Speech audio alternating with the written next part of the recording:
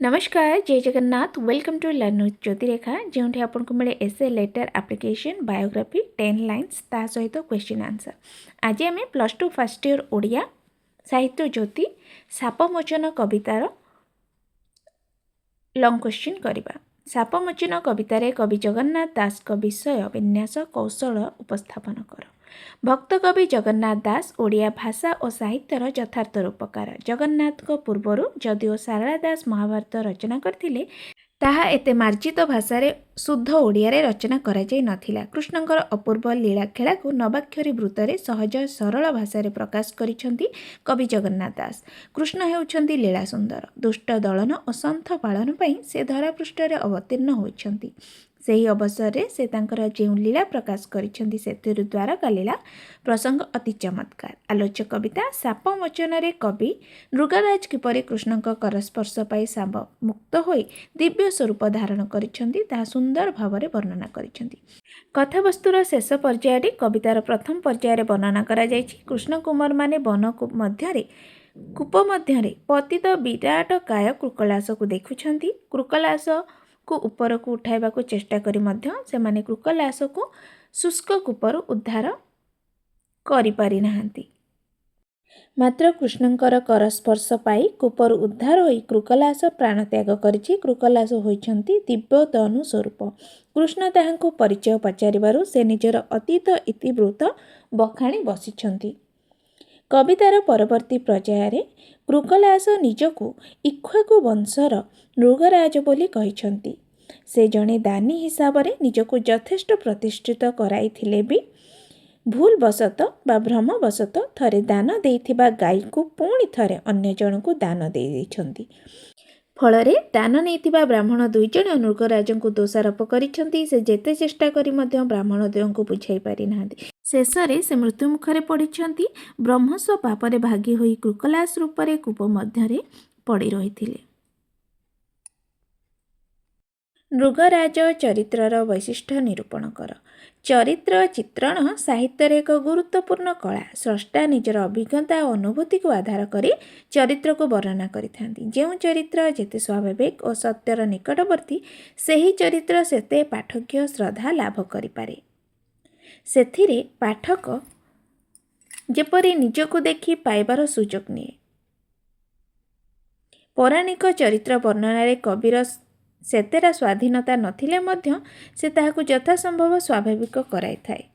भक्त कवि जगन्नाथ पंचसखा जुगर लोकप्रिय कवि। संस्कृत भागवत को सहज सरल और सत्यर निकटवर्ती करी विभिन्न चरित्र रे से वर्णना देइछन्ति।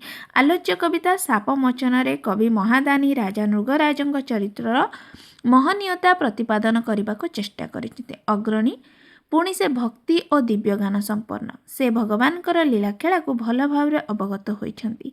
कौनसी समय निजर अहंकार प्रकाश न करी उद्धारकर्ता श्रीकृष्ण को सर्वभूतंक आत्मा और अशेष ज्ञानी बोली विवेचना करिछन्ति। केवल कृष्ण सबु जानिले मध्य ताको परीक्षा करबा पई प्रश्न करिछन्ति बोली से कहिछन्ति।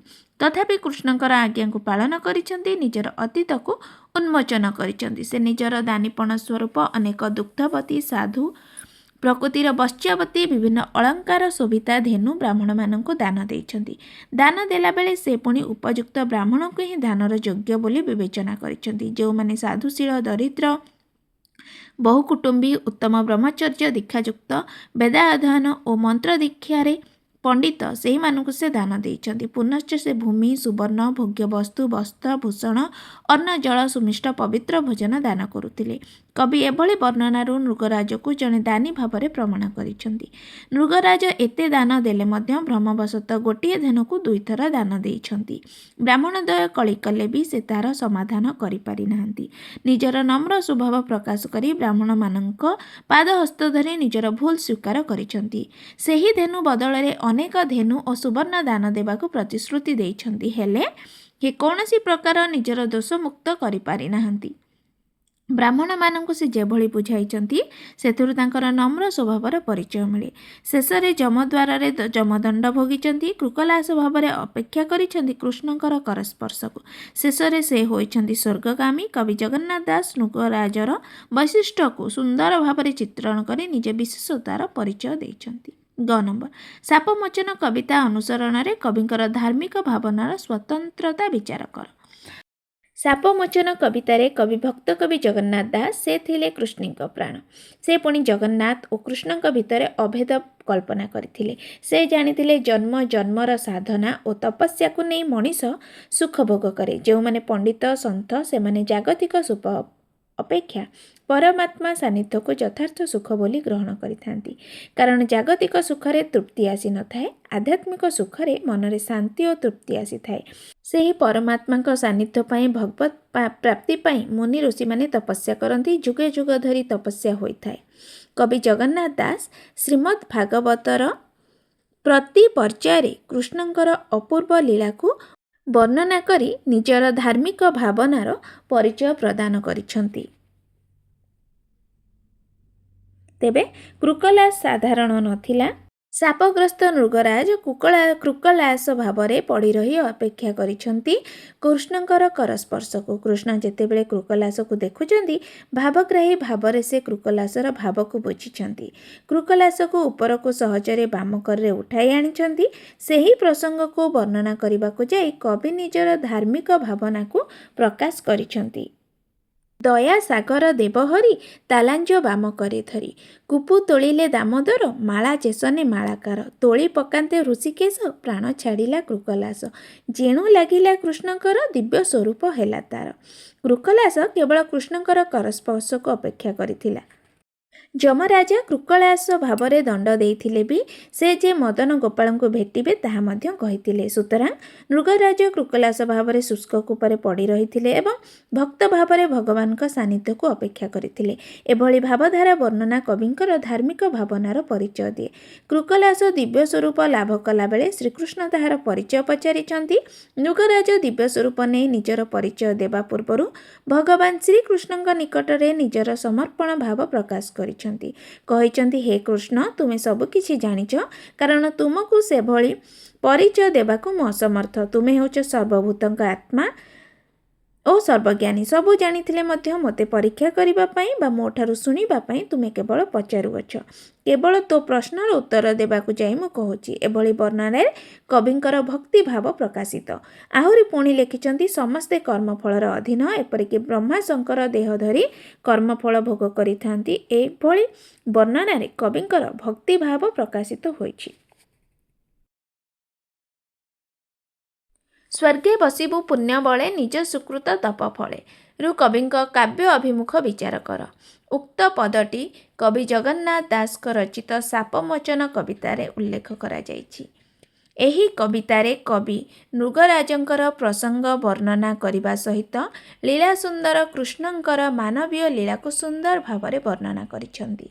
जेहेतु कवि जड़े भक्त और कृष्ण प्रेम उद्भूत से स्थल विशेष दैव लीलार वर्णना करिछंती। कृष्ण हेउछंती लीला सुंदर। से भक्तर मनोवांछा परिपूरणकारी। सेही भली अपूर्व लीला देखाइछंती नृगराजंक क्षेत्र में। नृगराज थिले दानी मानक मध्यरे अग्रणी। से एते दान करंती जे ताहाको तुलना करी से निजे कहिछंती भूमि रे जेते धूली अछि गगन रे जेते तारका बळी अछंती बरसारे जेते धारा रहिछि सेही परिमाणर धेनु से दान करिछंती। पुनश्च से साधारण धेनु दान करि नाहंती सुगुणयुक्त और अलंकार विमंडिता धेनु ही से दान करिछंती। एहा सहित से भूमि सुवर्ण दासी धान्य भोग्य वस्तु वस्त्र भूषण देव मंदिर रे अन्न जल भली पवित्र भोजन दान करती। एते कले मध्य नृगराज अजाणतरे भूल करिछंती। जेउ धेनु को से थरे दान देइथिले सेही धेनु को पुणी थरे अन्य जने ब्राह्मण को दान देइछंती। बुझी नाहंती सेही धेनु बदल रे जेते धेनु सुवर्ण दान कले मध्य से माने संतुष्ट होई नाहंती। समस्ते कर्मफल भोग करिथांती। कर्मफल रु केही पात जांती नहीं। तुमे पुण्यवंत हेले भी तुमरा किंचित पाप रहिछि। ब्रह्म पाप हेतु तुमको कृकलास हेबाकू पड़िबो। मात्र नृगराज देही जमराज को मुक्तिर बाट पचारिला परे से उपरोक्त उक्तिटी कहिछंती। अर्थात तुमे तुमर कर्मफल भोग कले मध्य पापफल सरी आसिबा परे तुमे मदन गोपाल को भेटिबो। तांकरी करस्पर्श पाई कृकलास जीवनर अंत घटिबो और तुमे स्वर्ग सुख लाभ करिबो। एही प्रसंगरे कवि कर्मफलर महत्व को देखाइछंती। सापमोचन कवितारू तुमे कौन शिक्षा कल संक्षेप लेख।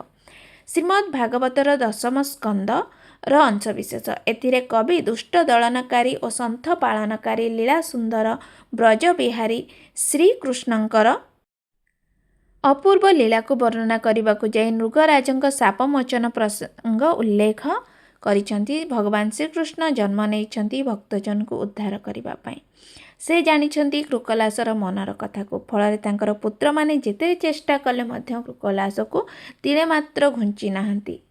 मात्र कृकलास को अक्लेशरे कृष्ण बाहर को बाहर करी आनिछंती। एही पर्याୟରେ कवि कृष्णଙ୍କର उद्देश्य दयासागर और देवहरि प्रतिशब्द व्यवहार करिछंती। एथिरु कृष्णଙ୍କର विशेषता सूचित होइछि। फଳରେ कृष्णଙ୍କର कर लागि दीर्घ दिनरु अपेक्षारत कृकलास हेई पाप शरीर को परित्याग करी दिव्य स्वरूप धारण करिछि। कृष्ण सेही दिव्य स्वरूपर परिचय जानिबाकु चाहिंचंती। कृकलास रूपे से काहींकी रहितिला बोली पचारिछंती। तार त्राणकर्ता कृष्णଙ୍କର महनीयता से वर्णना कले मध्य निजर परिचय बखाणी बसिछि। कर्मफल समस्तंकु भोग करिबाकु पड़े। जानतरे हेउ किंबा अजाणतरे हेउ समस्ते कर्मर फल शेष रे भोग करिबाकु हेबो। एपरिकि शिव ब्रह्मा आदि देवता माने मध्य कर्मफलर अधीन। नृगराज अजाणतरे भूल करिथिले मध्य तांको ब्रह्मस्व हरण पाप लागिथिला। सेतिपई से कहिसंती शुभ अशुभ फल दुई निश्चय भोग से करई ब्रह्मा शंकर देह धरी अन्यथा न पारंती करी। ए तो थिला आजिर दीर्घमूलक प्रश्न रो उत्तर। आशा करछि वीडियोटी हेल्पफुल रहइबो। हेल्पफुल रहले सांग मानक सहित शेयर करिवे। पुणी देखा हबोटी नुआ वीडियो रे।